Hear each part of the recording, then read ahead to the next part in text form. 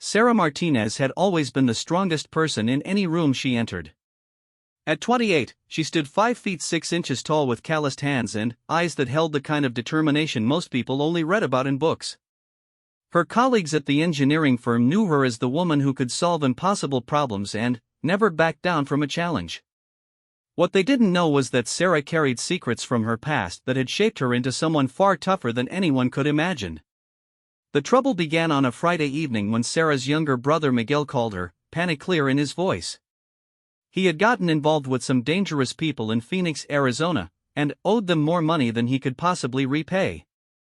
These weren't ordinary creditors, Miguel explained through tears.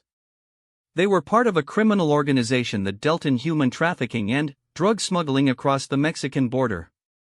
Sarah felt her blood run cold as her brother described the threats they had made against not just him, but their entire family. Without hesitation, Sarah packed a small bag and drove through the night from her home in Colorado to Phoenix. She had money saved up, enough to cover Miguel's debt and maybe negotiate a peaceful resolution. Her brother met her at a dingy motel on the outskirts of the city, his face bruised and his hands shaking. He looked like he hadn't slept in days. The men he owed money to had given him one final deadline, and it was approaching fast. The next morning, Sarah accompanied Miguel to the meeting location, an abandoned warehouse in an industrial district where the summer heat already made the air shimmer like water. She carried a briefcase containing $25,000 in cash, everything she had worked years to save. The plan was simple: pay the debt, get Miguel clear of these people, and take him back to Colorado where he could start over. Sarah had always been the one to fix problems in their family, and she saw no reason why this situation would be any different. When they arrived at the warehouse, 3 men were waiting for them. The leader was a thin man with gold teeth and cold eyes who introduced himself only as Ramirez. His 2 companions were larger, clearly meant to intimidate, and they watched Sarah with the kind of attention that made her skin crawl. Sarah explained that she was there to settle her brother's debt completely and permanently. She opened the briefcase and showed them the money, crisp $100 bills arranged in neat stacks. Ramirez examined the money carefully, running his fingers through each stack and holding some of the bills up to the light. After several long minutes, he nodded to his men and smiled at Sarah in a way that made her stomach twist with unease. Instead of taking the money and letting them leave, Ramirez closed the briefcase and handed it to one of his men. He explained that the debt had grown significantly due to interest and penalties that Miguel hadn't mentioned. The $25,000 would cover only a portion of what was owed. Sarah felt the trap closing around them but kept her voice steady as she asked exactly how much more money they wanted. Ramirez quoted a figure that was impossible, more than twice what she had brought. But he had a different proposal, he said. Sarah was an attractive woman, and he knew people who would pay good money for someone like her. If she agreed to work for his organization for a period of time, both debts could be considered settled. The implication was clear, and Sarah felt rage building in her chest like a fire. She looked at Miguel, who was staring at the floor, and realized with horror that her brother had known this might happen. He had lured her here not just for money, but as collateral for his own freedom. The betrayal hit her harder than any physical blow could have. Miguel had sold his own sister to save himself from the consequences of his poor choices. Sarah stood up slowly and told Ramirez that she would never work for him or anyone like him. She demanded the return of her money and said that she and Miguel were leaving immediately. Ramirez laughed and gestured to his men, who moved to block the exits. He explained patiently that Sarah didn't understand her situation. She was no longer in a position to make demands or negotiate terms. The money was already considered payment toward the debt, and she would do as she was told. What Ramirez didn't know was that Sarah Martinez had not always been a civil engineer. Before college, before the quiet life of calculating load-bearing weights and designing bridges, she had spent 4 years in the Army.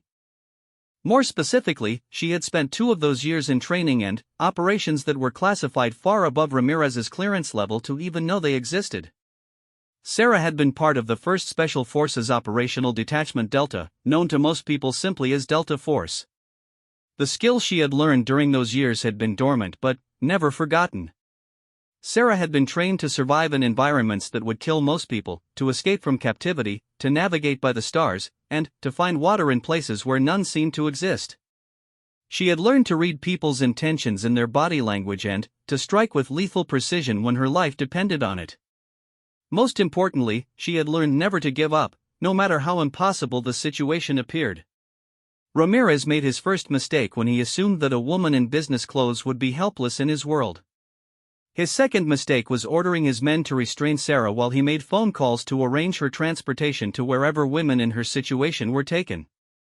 As the larger of the two men reached for her arm, Sarah's training kicked in like a switch being flipped. The first man went down hard when Sarah grabbed his reaching hand, twisted it at an angle that shattered his wrist, and drove her knee into his solar plexus with enough force to drop him gasping to the concrete floor. The second man was reaching for a gun when Sarah spun and caught him with an elbow strike to his temple that sent him crashing into a stack of wooden crates. The entire confrontation lasted less than 10 seconds. Ramirez had his own weapon drawn by then, but Sarah was already moving. She had noticed when they first entered the warehouse that the building was old and poorly maintained, with rusted metal and broken windows that could serve as escape routes if necessary. Sarah feinted left, causing Ramirez to track her movement with his gun, then dove right toward a section of corrugated metal wall that had been damaged by years of desert weather. The gunshot was deafeningly loud in the enclosed space, but the bullet struck concrete where Sarah had been standing a split second earlier. She hit the weakened wall section with her shoulder and felt it give way, creating a gap just large enough for her to squeeze through. Behind her, she could hear Ramirez shouting orders and the sound of feet running across concrete. Sarah found herself in an alley behind the warehouse, with the afternoon sun beating down mercilessly and no clear idea which direction led to safety. Phoenix stretched out around her in all directions, a sprawling desert city where someone with resources and criminal connections could easily hunt down a woman on foot. She could hear vehicles starting up from the front of the warehouse and knew that her pursuers would soon be mobile and organized. Making a decision that would have seemed insane to anyone who hadn't been trained for extreme survival situations, Sarah chose not to head toward the city center where she might blend into crowds but could easily be cornered. Instead, she ran toward the open desert that lay beyond the industrial district. The Sonoran Desert was one of the harshest environments in North America, but it was also terrain where her Delta Force training gave her advantages that money and criminal connections couldn't match. As she ran across the rocky ground, dodging between creosote bushes and jumping over arroyos cut by flash floods, Sarah could hear the sound of vehicles getting closer. She had maybe a 10-minute head start before they would catch up to her, and she used every second of it to put as much distance as possible between herself and the road. The desert stretched endlessly ahead, shimmering in the heat like a mirage, offering both the possibility of escape and the very real threat of death. Behind her, the sounds of pursuit were getting organized and systematic. Sarah knew that once her captors realized she had headed into the desert, they would probably assume she was making a fatal mistake that would solve their problem for them. The desert killed people who weren't prepared for it, and, from their perspective, a woman in business clothes carrying no supplies would be dead within hours. They couldn't have known that Sarah had spent weeks in similar terrain during her military training, learning to find water by reading the landscape, to navigate by celestial markers, and to survive on insects and desert plants when necessary. They couldn't have known that she had memorized the survival protocols that had kept Special Forces operatives alive in hostile territory around the world. As the sun began to sink lower toward the horizon, painting the sky in shades of orange and red, Sarah Martinez disappeared into the vastness of the Sonoran Desert. Behind her, the life she had built in Colorado seemed as distant as another planet. Ahead lay either freedom or death, and the difference would be determined by just how much she remembered from the hardest training the United States military had ever put her through. The first night in the desert nearly broke Sarah's resolve completely. She had managed to put several miles between herself and the warehouse before darkness fell, but the temperature dropped faster than she had expected. The business suit that had seemed appropriate for a financial meeting became a liability in the extreme environment, offering little protection against either the cold night air or the thorny desert vegetation that tore at her clothes with every step. Sarah found shelter in a shallow cave formed by fallen boulders, remembering her survival training about the importance of conserving body heat. She gathered dry grass and small sticks to create insulation between her body and the cold stone floor. The desert was full of predators that hunted at night, including rattlesnakes, scorpions, and coyotes, but Sarah was more concerned about the human predators who might still be searching for her with vehicles and spotlights. As she lay in the darkness, listening to the sounds of the desert around her, Sarah forced herself to think systematically about her situation. She had no water, no food, no communication device, and no clear idea of her exact location.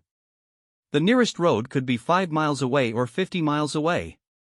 Search and rescue operations would not begin looking for her because no one even knew she was missing. Her captors certainly wouldn't report her disappearance to authorities, and Miguel had proven that he couldn't be trusted to help her. But Sarah also had advantages that most people in her situation would lack. Her Delta Force training had included extensive instruction in desert survival, navigation without instruments, and evasion techniques. More importantly, she had been through psychological conditioning designed to help soldiers function under extreme stress and maintain hope in seemingly hopeless situations. Sarah knew that panic and despair killed more people in survival situations than thirst or exposure. She spent the long hours until dawn reviewing everything she could remember about desert survival. Water was the most critical priority, and she would need to find it within the next day or two to have any chance of making it out alive. The desert plants around her cave included several species that stored water in their tissues, but extracting it required knowledge and tools she didn't currently possess. More promising was the possibility of finding a natural spring or a spot where underground water came close to the surface. When the sun rose, Sarah began moving again, this time with a more systematic approach to her escape. She climbed to the highest ground she could find and studied the landscape in all directions. The desert stretched endlessly in every direction, broken only by distant mountain ranges that could be either 5 miles away or 50 miles away in the clear desert air. But Sarah had been trained to read terrain for tactical advantages, and she began to notice features that could guide her towards civilization. In one direction, she could see what appeared to be power lines crossing the desert, too far away to reach easily but indicating the general direction of human habitation. In another direction, a dry riverbed wound between low hills, and Sarah knew from retraining that following water courses, even dry ones, often led to roads, settlements, or at least better opportunities to find water. She decided to follow the riverbed while keeping the power lines in sight as a backup navigation reference. The second day was brutal in ways that tested every aspect of Sarah's physical and mental conditioning. The temperature rose above 100 degrees Fahrenheit before noon, and the sun reflected off the light-colored sand and rocks with an intensity that made her eyes water constantly. Her business clothes, already torn and dirty from the first night, became soaked with sweat that then dried and left salt stains that chafed against her skin. But Sarah had experienced similar conditions during training exercises in the Mojave Desert and other hostile environments. She knew to travel during the cooler hours of early morning and late afternoon, resting in whatever shade she could find during the hottest part of the day. She covered her head with strips torn from her jacket to prevent sunstroke and learned to recognize the signs of heat exhaustion in her own body before they became dangerous. More challenging than the physical discomfort was the psychological warfare her own mind began to wage against her. As her water reserves in her body became depleted, Sarah began to experience moments of confusion and disorientation. She would find herself walking in the wrong direction or stopping to rest without remembering why. Several times she thought she heard the sound of vehicles approaching and spent precious energy hiding behind rocks, only to realize the sounds were wind or the settling of the desert itself. By the afternoon of the second day, Sarah's lips were cracked and bleeding, and her tongue felt thick and swollen in her mouth. She knew she was entering the early stages of severe dehydration, which would soon progress to delirium and eventual unconsciousness if she couldn't find water. But her training had prepared her for this moment, and she began to implement techniques she had learned for finding water in arid environments. Sarah started looking for signs that underground water might be close to the surface. She searched for areas where the vegetation was slightly greener or denser than the surrounding desert, indicating that plant roots had access to moisture. She looked for animal tracks converging toward a particular location, since desert animals needed water sources and often knew where to find them. Most importantly, she began to follow the dry riverbed more closely, looking for spots where the sand seemed darker or where the banks were undercut in ways that suggested seasonal flooding. Late in the afternoon, Sarah's persistence paid off in a way that probably saved her life.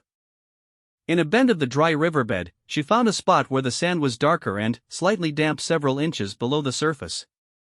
Using a sharp piece of metal she had picked up near the warehouse, Sarah began to dig. The work was exhausting in her weakened condition, but, after digging down about 3 feet, muddy water began to seep into the bottom of the hole. The water was murky and certainly not safe to drink under normal circumstances, but Sarah was far beyond the luxury of being choosy about water quality.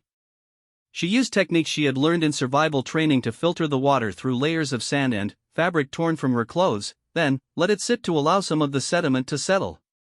Even filtered, the water tasted terrible and would probably make her sick under normal circumstances, but it was enough to begin rehydrating her body and clear some of the mental fog that had been growing worse throughout the day. As Sarah rested beside her improvised well, she began to hear sounds that made her blood run cold. In the distance, carried on the desert wind, she could hear the distinctive whine of all-terrain vehicles approaching from multiple directions. Her pursuers had not given up the search as she had hoped. Instead, they had organized a systematic grid search of the desert, probably using local knowledge and GPS technology to cover the most likely areas where someone on foot might try to survive. Sarah quickly refilled her improvised water containers, pieces of plastic she had found blowing across the desert, and prepared to move again. But, this time, she had a crucial advantage she had lacked before. The water had cleared her thinking enough that she could implement more advanced evasion techniques, and she had begun to develop a plan that went beyond simply surviving until rescue arrived. From her hiding spot, Sarah could see dust clouds from at least 3 different vehicles, all converging on her general area. The search pattern was professional and thorough, suggesting that her captors had either military experience or access to people who did. They were treating this as a serious manhunt rather than a casual pursuit, which meant they considered her either extremely valuable or extremely dangerous. Sarah suspected it was probably both.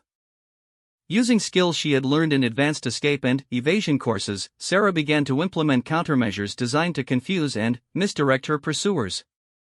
She created false trails leading in directions she had no intention of going, carefully disturbing vegetation and leaving footprints in soft sand to suggest movement toward the mountains rather than toward the riverbed. She used branches to brush out some of her real tracks while making others more obvious in misleading locations. But Sarah was also beginning to realize that simple evasion might not be enough to ensure her long-term survival. Even if she managed to escape immediate capture, her pursuers clearly had the resources and determination to keep hunting her indefinitely. They knew her name, probably her background, and certainly had enough information to track down her family and friends. Running and hiding might keep her alive in the short term, but it wouldn't solve the larger problem of being hunted by a criminal organization with extensive resources. As the sounds of the search vehicles grew closer, Sarah made a decision that would have seemed insane to anyone who hadn't been trained in unconventional warfare. Instead of continuing to run away from her pursuers, she decided it was time to become the hunter rather than the hunted. The Delta Force training that had kept her alive in the desert had also taught her how to gather intelligence, set ambushes, and eliminate threats in hostile territory. The men hunting her had vehicles, weapons, communication equipment, and local knowledge of the area. But they also had weaknesses that Sarah could exploit. They were operating in terrain that was familiar to them but not necessarily advantageous for the kind of systematic search they were conducting. They were probably confident that a lone woman without supplies would be easy to capture or would simply die in the desert, which meant they might not be taking appropriate security precautions. Most importantly, they had no idea that the woman they were hunting had been trained by some of the most elite military instructors in the world to do exactly what she was now planning to do. Sarah Martinez had been taught to turn impossible situations to her advantage, to use enemy resources against them, and to strike when and where her opponents least expected it. As the sun began to set on her second day in the desert, painting the sky in brilliant shades of orange and purple, Sarah began to plan her counterattack. The hunted was about to become the hunter, and her pursuers were about to learn that there were things more dangerous in the desert than heat, thirst, and rattlesnakes. They were about to discover what Delta Force training really meant when applied by someone fighting for her life against impossible odds. The sound of engines grew louder as the search vehicles approached her location, but Sarah was no longer thinking about escape. She was thinking about survival in a much more active and aggressive sense. Her military training had taught her that sometimes the best way to get out of a dangerous situation was not to run away from it, but to go straight through it, striking hard and fast when the enemy least expected it. Sarah gathered her limited supplies and began to move, not away from the approaching vehicles, but toward them. It was time to show these criminals exactly what kind of woman they had decided to hunt in the desert. The attack came at dawn on the third day, when Sarah's pursuers least expected it. She had spent the entire night moving carefully through the desert, using every stealth technique she had ever learned to position herself above their temporary camp. The three vehicles were parked in a defensive triangle near a natural rock formation, and she could see 6 men total, including Ramirez and the 2 who had survived her initial escape from the warehouse. Sarah had spent hours observing their security procedures and quickly identified the weaknesses in their setup. These were criminals, not soldiers, and, while they were experienced in urban warfare and intimidation, they lacked the discipline and tactical training for extended operations in hostile terrain. They took turns on watch, but their attention was focused outward on the desert rather than on the high ground around their position. More critically, they had grown overconfident after 2 days of searching without finding any trace of their target. From her concealed position among the rocks, Sarah could hear fragments of their conversations carried on the morning breeze. Ramirez was angry and frustrated, convinced that Sarah had either died in the desert or somehow made it to a road and escaped entirely. Some of his men wanted to give up the search and return to Phoenix, arguing that a dead woman couldn't cause them any problems and that they were wasting time and resources on a hopeless pursuit. But Ramirez seemed to understand intuitively that Sarah represented a more serious threat than the others realized. He had seen the way she moved during their brief confrontation at the warehouse, had watched her disable 2 grown men in seconds and escape through a wall that should have contained her. He kept insisting to his men that they needed to find her body before they could consider the matter closed, that leaving loose ends was dangerous in their line of work. Sarah waited until the changing of the guard, when the man who had been on watch was walking back to the camp and the replacement was just beginning to scan the perimeter. In that brief window when neither man was fully alert to his surroundings, Sarah moved down from the rocks like a ghost, using every piece of cover the desert terrain provided to approach their position undetected. Her first target was the communications equipment she could see mounted in one of the vehicles. If her pursuers could call for backup or coordinate with other search teams, her tactical advantage would disappear quickly. Sarah reached the vehicle without being detected and used techniques she had learned in sabotage training to disable not just the radio equipment, but also the vehicle's ignition system and GPS navigation unit.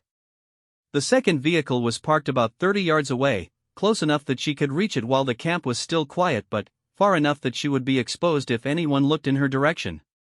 Sarah waited for a moment when all the men were either sleeping or looking away, then sprint across the open ground in a crouch that kept her below the line of sight from the camp.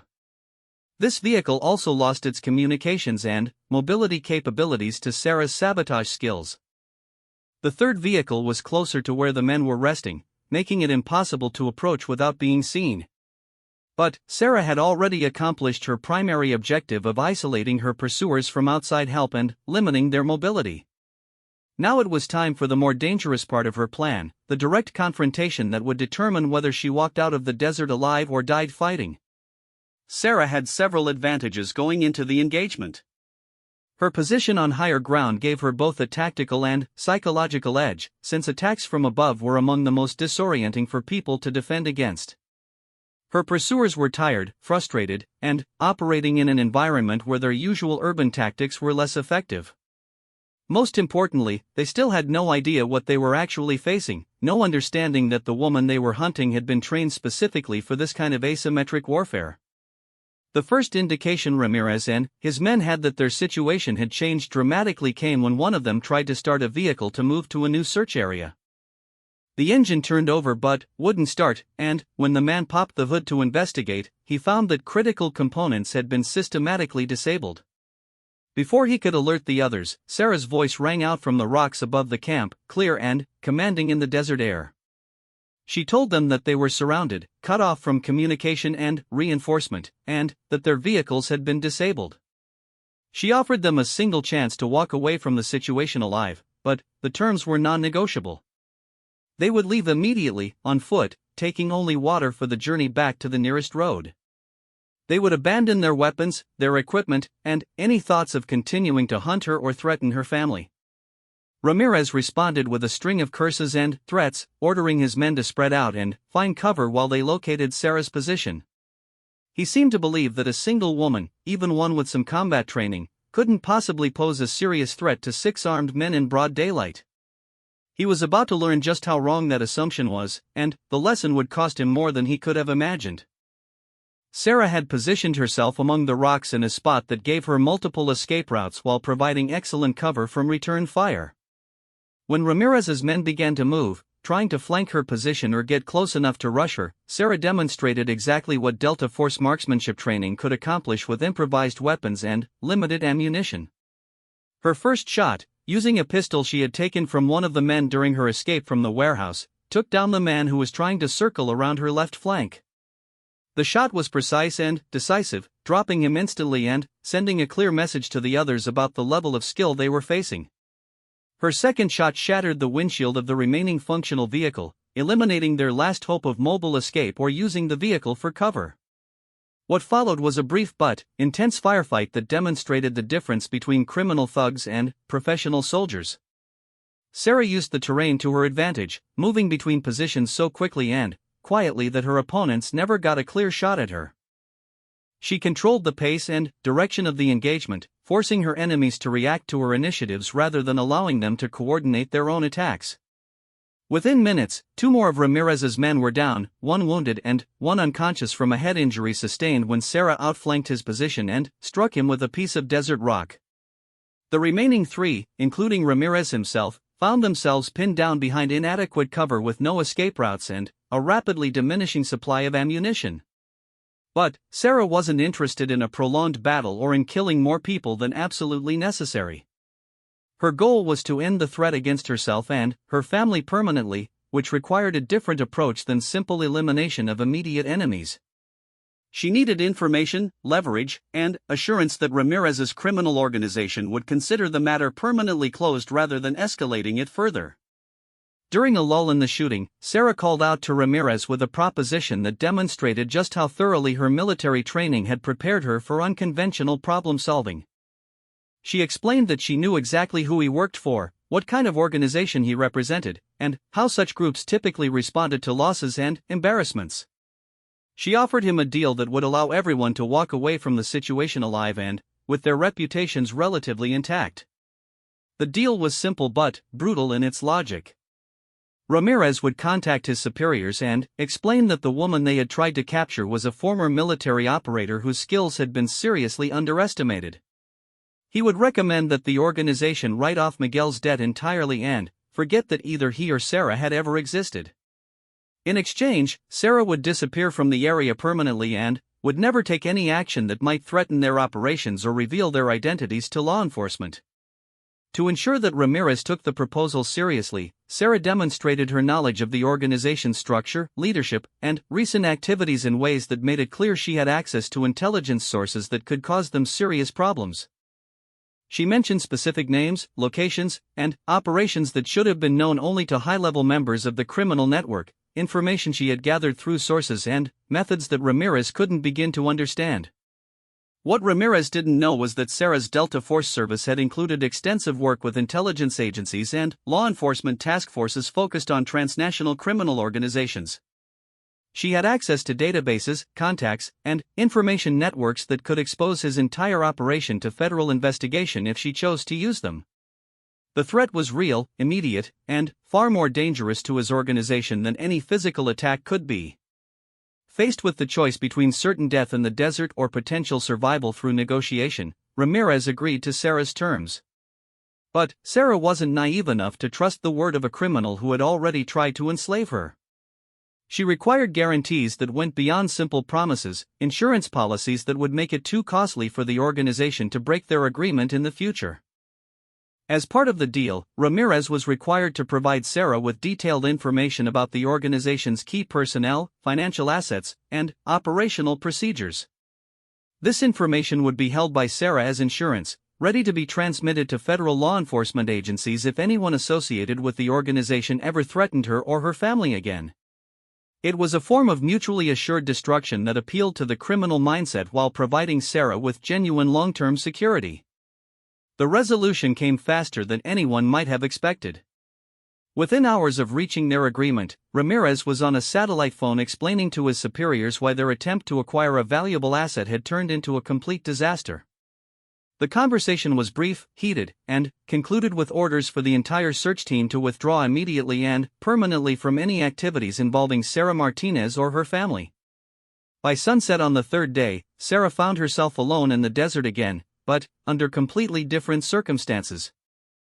She had water, food, communication equipment, and a working vehicle provided by her former captors as part of their withdrawal agreement.